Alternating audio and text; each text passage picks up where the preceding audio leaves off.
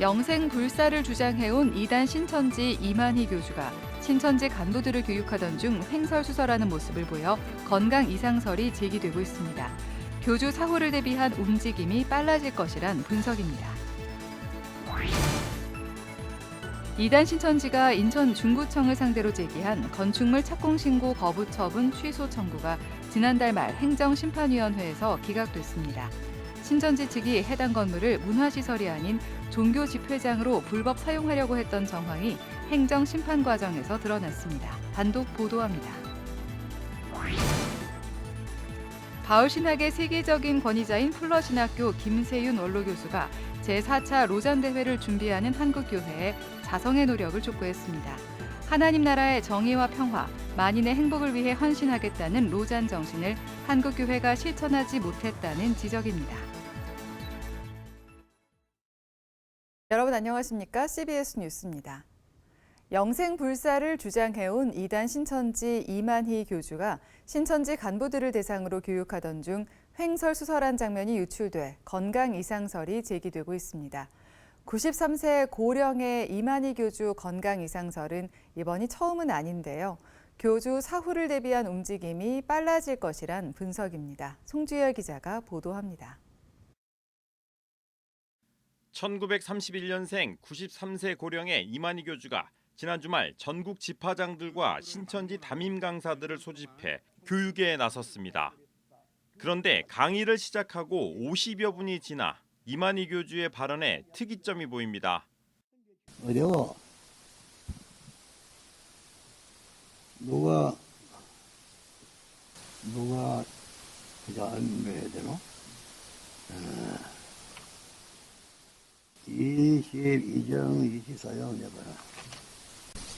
22장. 22 아이가? 네. 31일 봐, 이게. 누가복음이요? 누가복음 31장이 없습니다. 31장 해놔라. 이만희 교주는 신천지의 교리를 가장 잘 알고 있는 신천지 강사와 집화장들 앞에서 성경을 제대로 인용하지 못하는 모습을 보입니다.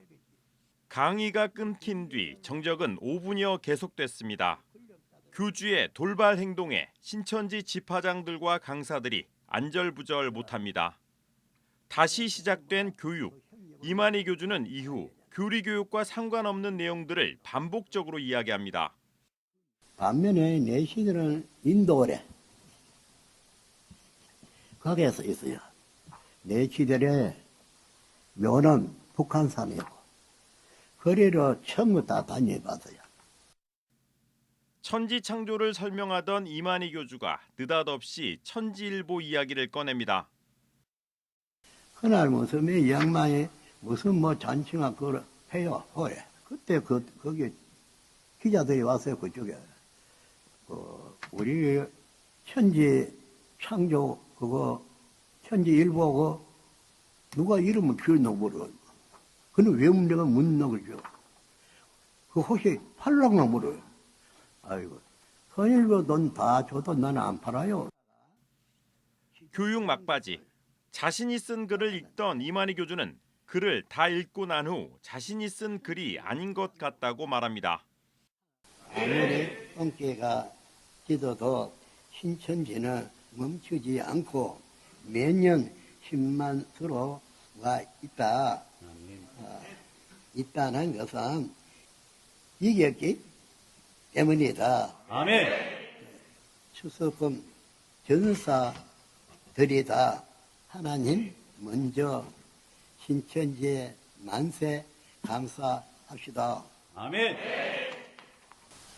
이단노 다 읽으셨습니다. 내가 썼는 거 안 같은데. 신천지 측은 이만희 교주의 실언이 이어지자 온라인 실시간 방송을 중단시켰습니다. 송출을 중단시키고 또 10시하고 오후 3시, 그러니까 3시에는 녹화 방송이었거든요. 3시는 안 해요. 경기는 3시 한다고 했다가 가뜩이나 지금 신천지 내부 문제가 있고 탈퇴하려고 생각하는 사람이 많았는데 이만희의 그런 모습 때문에 동요는 더 커질 수밖에 없습니다. 이단 전문가들은 신천지가 이번 주 창립 40주년을 앞두고 내부 동요가 심할 것이라고 전망했습니다. 이 교주의 그런 모습을 아마 처음 보신 분들이 많을 것 같아요. 신도들 중에는. 맞아요. 또 그게 또 어느 정도 사명자들이 집파마다 봤을 텐데 가장이 있다는 생각이 들고요. 지금은 거의 뭐 무주공산이죠. 어떻게 보면요. 예, 이제 누가 이제 치고 나올지. 그러면 가장 이제 유력한 건 집파장들 중에 그동안 오래됐던 집파장이라든지 이런 뭐 집파장이라든지 그런 어떤 유력한 집파장들이 조금 전면에 나와서 이런 것도 수습하지 않을까. 신인 합의를 통한 육체영생 교리를 주입해온 신천지. 신천지 창립자이자 보혜사로 추앙받던 이만희 교주가 건강 이상 징후를 보이면서 내부 단속을 강화하는 모습입니다. 신천지는 창립 기념일인 3월 14일 신도 총동원령을 내린 상태입니다. CBS 뉴스 송주열입니다.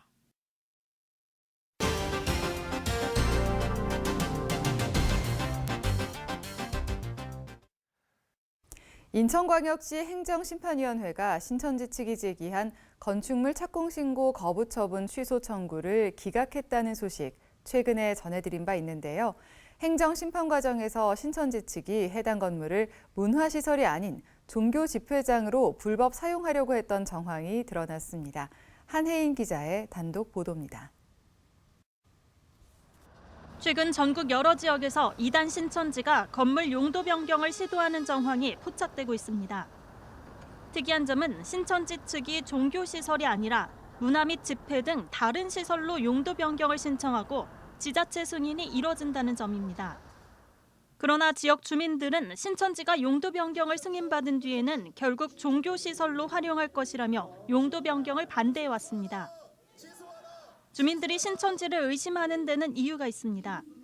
지난 2020년 신천지가 과천시의 한 건물을 10년 넘게 종교 집회장으로 불법 사용한 사실이 드러난 바 있기 때문입니다. 최근 인천 중구의 한 건물을 용도 변경해 건축을 시도하는 과정에서도 비슷한 정황이 포착됐습니다. 인천 중구청이 주민들의 반대 의견을 받아들여 건축 착공을 중단시키자 신천지 측은 행정심판을 제기했습니다. 신천지가 제기한 행정심판은 지난달 26일 기각 결정이 내려졌는데 행정심판 과정에서 특이점이 발견됐습니다. 신천지 측은 행정심판 과정에서 A건설 주식회사의 견적서를 제출했습니다. 견적서에 적힌 공사 개요에는 건축 허가 내용과는 달리 건물의 3층과 4층의 용도가 종교 집회장으로 명시돼 있었습니다. 인천 중구청에 따르면 신천지는 3층은 근린 생활시설로 4층은 공연장으로 건축 허가를 받았습니다. 종교시설로의 용도 변경이 어려워지자 문화 및 집회시설로 용도 변경을 한 후 사실상 종교 집회장으로 사용하려는 것 같다는 주민들의 우려가 기우가 아니었던 겁니다.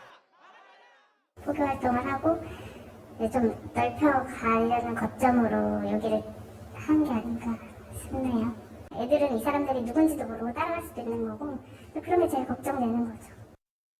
인천광역시 행정심판위원회도 이 부분을 지적했습니다. 인천시 행심위는 처음부터 청구인인 신천지가 종교시설로 활용하기 위해 탈법적인 방법으로 이 건물에 대한 용도 변경 허가 신청을 했다는 강한 의심이 든다고 했습니다. 문화 및 집회시설하고 종교시설은 또 그 대통령령에 분리가 되어 있습니다. 문화 및 집회시설에서 종교시설로 바꾸게 될 경우에는 건축법 19조에 의해서 건축물 대장에 등재 신청을 다시 하도록 되어 있습니다. 종교시설로 사용하게 되면 건축법 위반이 되겠죠. 한편 신천지 측은 과거에도 이 건물을 용도 변경에 사용하려다 실패한 바 있습니다. 신천지는 지난 2015년 같은 건물을 종교시설로 용도 변경하려 했으나 인천 중구청이 불허가 결정을 내리자 행정심판을 제기했고 이듬해인 2016년 4월 행정심판위원회는 기각 결정을 내렸습니다.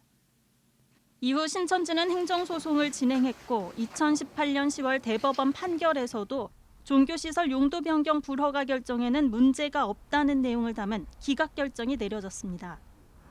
CBS 뉴스 한혜인입니다.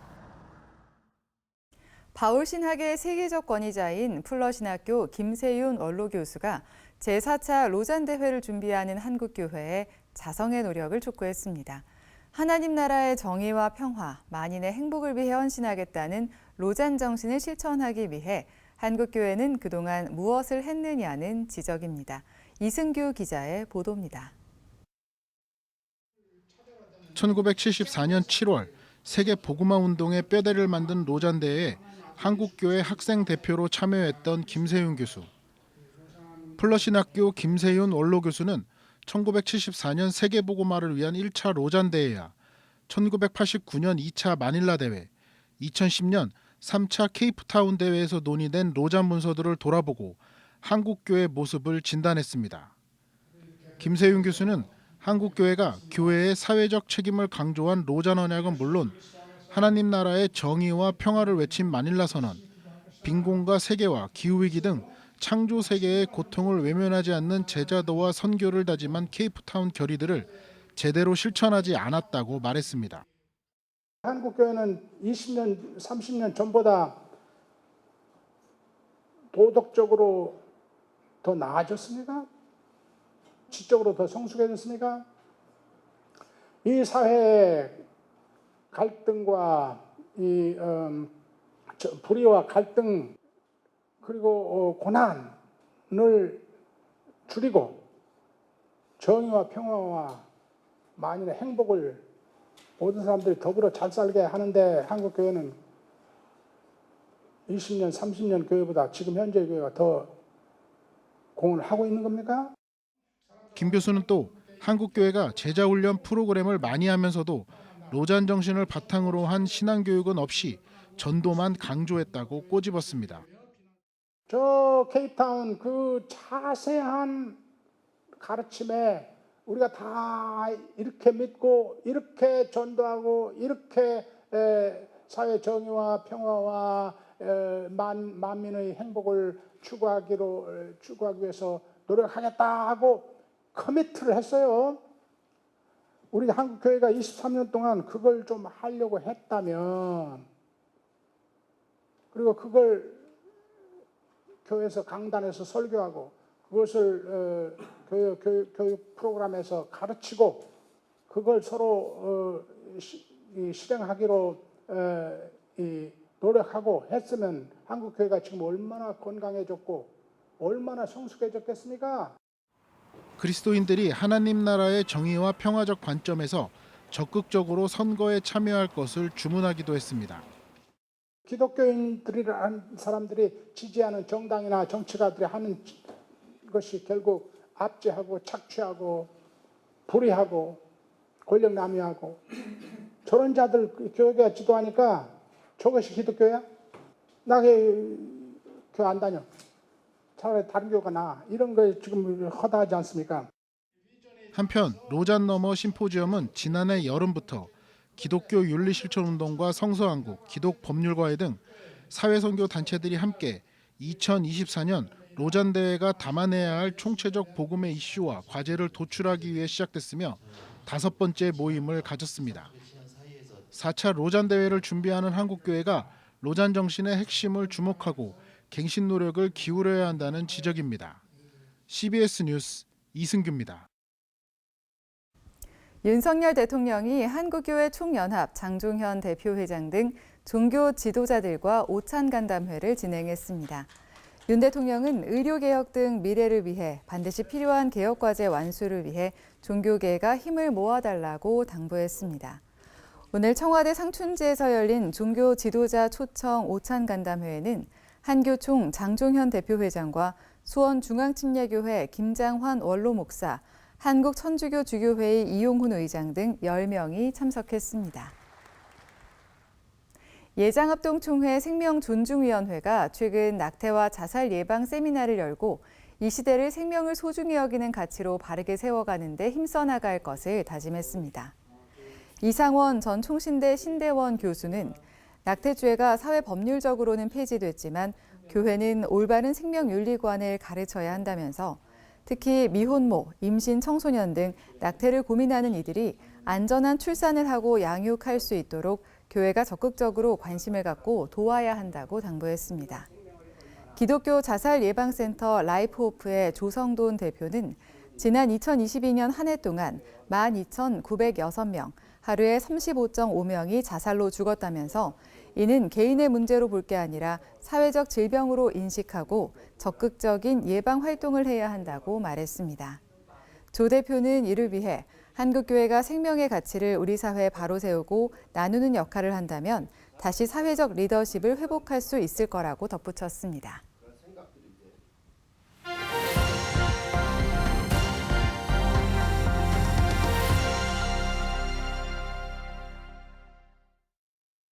간추린 지역교계 소식입니다. 부산 복음화운동본부가 전도대회와 전도 세미나를 개최했습니다. 전국에서 열리고 있는 저출산 극복을 위한 예배가 이번엔 대구 대명교회에서 열렸습니다. 부산 복음화운동본부가 전도대회와 전도 세미나를 열었습니다. 이번 세미나엔 순복음 금정교회 김형근 목사가 강사로 나서 전도 방법과 사례 등을 소개했습니다. 그 장소가 우리 교회와 우리 사랑하는 목사님들 그리고 이 금색교회가 되기를 주의 이름으로 소망합니다. 예장합동 다음세대 목회부흥운동본부가 저출산 극복을 위한 헌신예배 100일간의 기도행진 3차 예배를 대명교회에서 열었습니다. 이번 예배엔 돌봄시설 입법화와 가족 가치를 회복하는 교회의 역할 등을 주제로 한 4가지의 강의들이 진행됐습니다. 하나님께 예배를 드리며 저출산 극복에 대한 강의와 또 기도를 통하여 저출산 극복의 사명을 다짐하고 또 그것을 결심하는 계기가 될 것입니다. 대구문화교회가 남구 이천동에 새 예배당을 건축하고 헌당 감사 예배를 드렸습니다. 대구문화교회는 비전 선포식을 갖고 하나님의 사랑으로 이웃을 섬기는 교회가 되겠다고 다짐했습니다. 하나님께서 베풀어 주신 은혜를 우리가 기억하고 새 교회당에서 열심히 복음을 전하고 영혼을 구원하는 일에 쓰임받는 교회가 되기를 힘쓰겠습니다. 대구문화교회는 이 자리에서 이천동 행정복지센터에 경제적으로 어려운 이웃들을 위한 성금도 전달했습니다. 청주 상당교회는 지역에 거주하는 외국인 유학생들과 이주민을 위한 SD 미션 센터를 세우고 창립 예배를 드렸습니다. 이곳에서 예수님 만나고 또 이곳에서 정말 하나님의 사랑을 깨닫고 전국에는 그들 각자의 나라로 들어가서 또 사역자로 어떻게 보면 또 하나의 또 선교사로서의 역할들을 감당할 수 있도록. 청주 상당교회의 SD 미션 센터는 앞으로 다국어 예배와 이주민 상담, 언어 교실 등 다양한 프로그램들을 진행할 계획입니다.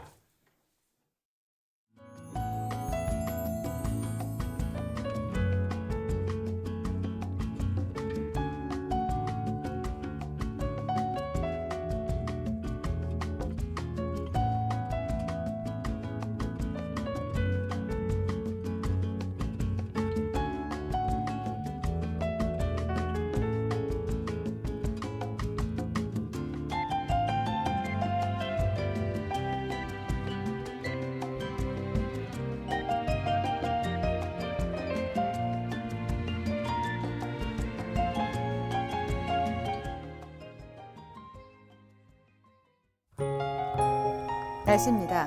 내일은 전국이 대체로 맑겠지만 새벽부터 아침 사이 남부 내륙을 중심으로 짙은 안개가 끼는 곳이 있겠습니다. 내일 아침 최저 기온은 영하 4도에서 영상 4도, 낮 최고 기온은 10도에서 15도로 예상됩니다. 이상으로 뉴스를 마칩니다. 시청해주신 여러분 고맙습니다.